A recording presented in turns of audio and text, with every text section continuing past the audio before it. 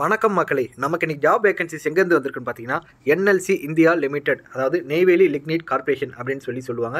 இது வந்து தமிழ்நாட்டில் வந்து நெய்வேலியில் இருக்குங்க. அங்கேருந்து தான் நம்மளுக்கு ஜாப் ரெக்ரூட்மெண்ட் பண்ணுறாங்க. வாங்க அதை பற்றி ஃபுல் டீட்டெயில்ஸ் பார்க்க போகலாம். அதுக்கு முன்னாடி நம்ம சேனலை நீங்கள் இன்னும் சப்ஸ்கிரைப் பண்ணலன்னா ப்ளீஸ் சப்ஸ்கிரைப் பண்ணுங்கள். அப்போ தான் இது போன்ற வீடியோஸ் உடனுக்குடன் உங்களுக்கு வந்து ரீச் ஆகும். இவங்க வந்து என்ன விதமான போஸ்டிங் ரெக்ரூட்மெண்ட் பண்ணுறாங்கன்னு பார்த்தீங்கன்னா ஜூனியர் ஓவர்மேன். அதோட சம்பளம் பார்த்தீங்கன்னா 31,000 1 லட்சம் வரையும் அப்படின்னு சொல்லியிருக்காங்க. இது வந்து பார்த்தீங்கன்னா உங்களுக்கு நெய்வேலியில் தான் ஒர்க் இருக்கும். இது எத்தனை விதமான போஸ்டிங் பார்த்தீங்கன்னா மொத்தம் 69 போஸ்டிங்க அவங்க வந்து கம்யூனிட்டி வைஸாக அதை வந்து ஸ்ப்ளிட் பண்ணி கொடுத்துட்டாங்க. யூஆருக்கு 31, இடபிள்யூஎஸ்க்கு 6, ஓபிசிக்கு 18, எஸ்சிக்கு 13, எஸ்டிக்கு 1 அப்படின்னு அவங்க வந்து கம்யூனிட்டி வைஸாக ஸ்ப்ளிட் பண்ணி கொடுத்துட்டாங்க. அடுத்ததுக்கு மைனிங் ஸ்ரீதர், இதுக்கு பார்த்தீங்கன்னா உங்களுக்கு சம்பளம் 26,000 1,10,000 வரையும் இருக்கும் அப்படின்னு சொல்லியிருக்காங்க. இதுக்கு வந்து ஜாப் லொகேஷன் எங்கே பார்த்தீங்கன்னா நெய்வேலியில் தான் இருக்கும்னு சொல்லியிருக்காங்க. இதுக்கு மொத்தம் 102 போஸ்டிங்க அதுவும் வந்து அவங்க கம்யூனிட்டி வைஸாக ஸ்ப்ளிட் பண்ணி கொடுத்துட்டாங்க. யூஆருக்கு 59, இடபிள்யூஎஸ்க்கு 10, ஓபிசிக்கு 8, எஸ்சிக்கு 24, எஸ்டிக்கு 1 அப்படின்னு வந்து அவங்க ஸ்ப்ளிட் பண்ணி கொடுத்துட்டாங்க.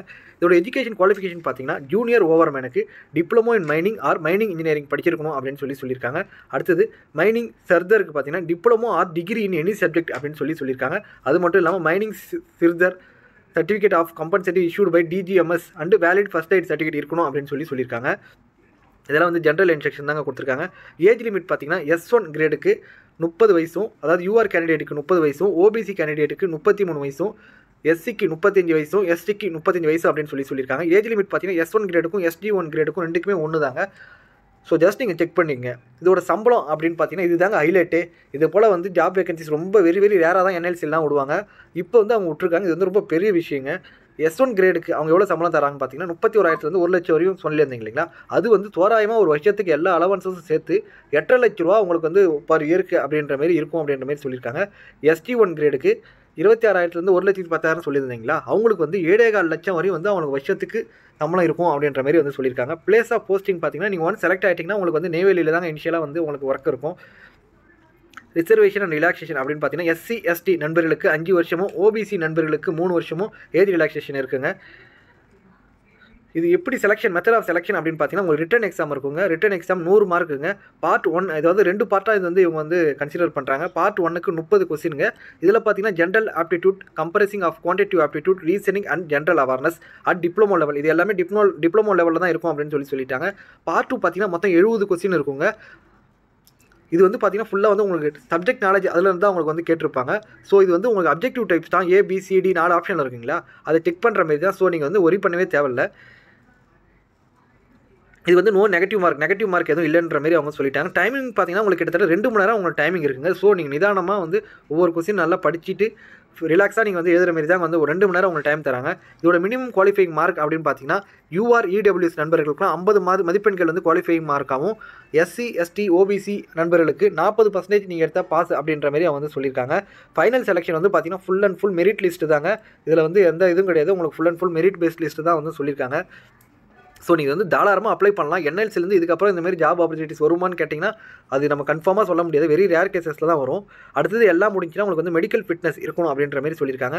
அடுத்து ஜென்ரல் கண்டிஷன் தாங்க சொல்லியிருக்காங்க. நீங்கள் என்னென்ன எலிஜிபிலிட்டி எல்லாமே ஆல்ரெடி நான் எக்ஸ்பிளைன் பண்ணிட்டேன். இதுக்கு வந்து நீங்கள் ஒரு இந்தியன் சிட்டிசனாக இருந்தாலே நீங்கள் இதுக்கு அப்ளை பண்ணிக்கலாம் அப்படின்னு சொல்லியிருக்காங்க. இதெல்லாம் ஜஸ்ட் ஜென்ரல் இன்ஸ்ட்ரக்ஷன் தான். இதுக்கு எப்படி நீங்கள் அப்ளை பண்ணணும் அப்படின்னு கேட்டிங்கன்னா என்எல்சி வெப்சைட்டுங்க, www.nlcindia.in, அதுக்குள்ளே போய்ட்டு நீங்கள் வந்து அப்ளை பண்ணிக்கலாம் அப்படின்ற மாதிரி அவங்க வந்து சொல்லியிருக்காங்க.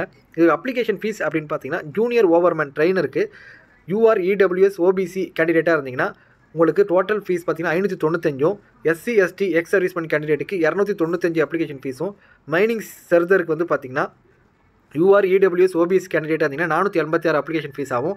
SC ST எக்ஸ் சர்வீஸ்மேன் கேண்டிடேட்டாக இருந்தீங்கன்னா 236 ரூபா உங்களுக்கு டோட்டல் ஃபீஸாகவும் சார்ஜ் 236 ரூபா ஃபீஸும் சார்ஜ் வந்து அவங்களுக்கு பண்ணுறாங்க. இதெல்லாம் வந்து உங்களுக்கு இம்பார்ட்டன்ட் கைட்லைன்ஸ், எப்படி அப்லோட் பண்ணணும், என்ன கேபிள் அப்லோட் பண்ணணும் அப்படின்னு எல்லாமே வந்து பக்காவான டீட்டெயிலாக வந்து உங்களுக்கு கொடுத்துட்டாங்க. ஜஸ்ட் நீங்கள் வந்து அப்ளிகேஷன் வந்து நீங்கள் ஆன்லைனில் அப்ளை பண்ணுறதுக்கு முன்னாடி டீட்டெயிலாக ஃபஸ்ட்லேருந்து லாஸ்ட் வரையும் நீங்கள் கோத்ரூ பண்ணுங்கள். இதோட டவுன்லோட், இந்த PDF டவுன்லோட் லிங்க், நோட்டிஃபிகேஷனோட டவுன்லோட் லிங்க் வந்து நான் டிஸ்கிரிப்ஷனில் கொடுக்குறேன். ஸோ ஜஸ்ட் நீங்கள் வந்து படித்து பார்த்துட்டு அப்ளை பண்ணுங்கள். உங்கள் ஃப்ரெண்ட்ஸுக்கு ஷேர் பண்ணுங்கள், உங்கள் ஃபேமிலிக்கு ஷேர் பண்ணுங்கள். இதோட ஆன்லைன் அப்ளிகேஷன் ஸ்டார்டிங் டேட் அப்படின்னு பார்த்தீங்கன்னா ஏப்ரல் 15 ஸ்டார்ட் ஆகுதுங்க. லாஸ்ட் டேட் பார்த்தீங்கன்னா மே 14ஆம் தேதி உங்களுக்கு வந்து டைம் இருக்குங்க. ஆல்மோஸ்ட் சாலிடாக உங்களுக்கு 1 மந்த் உங்களுக்கு டைம் இருக்குங்க. ஸோ உங்கள் ஃப்ரெண்ட்ஸ் ஃபேமிலி எல்லாருக்கும் ஷேர் பண்ணுங்கள். இந்த ஜாப் வந்து திருப்பி நம்மளுக்கு கிடைக்கிறது ரொம்ப ரொம்ப ரேர் கேசஸ். நான் வந்து ஆக்சுவலாக வந்து நெய்வேலி தான் என்னோட சொந்த ஊர். நெய்வேலியில் பார்த்தீங்கன்னா என்எல்சி ஒர்க் பண்ணுறவங்க எல்லாருக்குமே பார்த்தீங்கன்னா தனி குவார்ட்டர்ஸ் கொடுத்துருவாங்க. அவங்களுக்கு வந்து எலக்ட்ரிசிட்டி ஃப்ரீ, ஹாஸ்பிட்டல் எல்லா ஃபெசிலிட்டிஸுமே இருக்குங்க. அதாவது ராஜ வாழ்க்கைன்னு சொன்னால் என்எல்சி ஜாப்னே சொல்லலாம். ஸோ இதுக்கு வந்து நான் எலிஜிபிலிட்டி இல்லை. நான் வந்து கண்டிப்பாக எனக்கு ஏஜ் தாண்டிடுச்சு. இல்லைனா நான் கண்டிப்பாக அப்ளை பண்ணும். இது ஒரு சூப்பரான ஜாப். தயவுசெய்து யாருமே மிஸ் பண்ணாதீங்க. Thank you so much for your support friends. இந்த வீடியோ பிடிச்சிருந்துச்சுன்னா லைக் பண்ணுங்கள், ஷேர் பண்ணுங்கள், கமெண்ட் பண்ணுங்கள். மேலும் இது போன்ற வீடியோக்கள் உங்களுக்கு வரணும்னா நீங்கள் வந்து ப்ளீஸ் சப்ஸ்கிரைப் பண்ணுங்கள். Thank you so much friends.